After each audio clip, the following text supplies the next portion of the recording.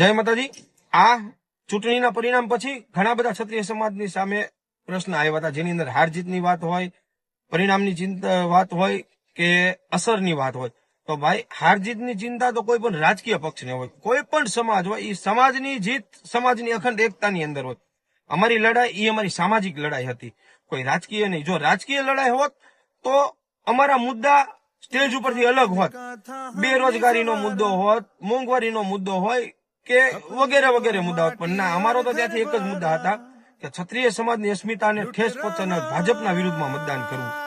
ખૂબ ગર્વ સાથે કહીએ છીએ કે ગવર્મેન્ટે જે આંકડા જાહેર કર્યા છે પરિણામ, એની અંદર તમારી નજીકના કોઈ પણ ક્ષત્રિય સમાજના ગામની અંદરથી ક્ષત્રિય સમાજનું જે મતદાન થયું છે એના પરિણામના આંકડા મેળવી લેજો સાહેબ।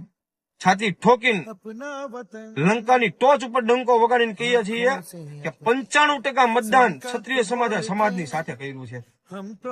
એક્ઝામ્પલ તરીકે કોઈ પણ ગામમાં 1000 નું મતદાન થયું હોય તો સાહેબ એમાં 990 મત સમાજની સાથે હોય।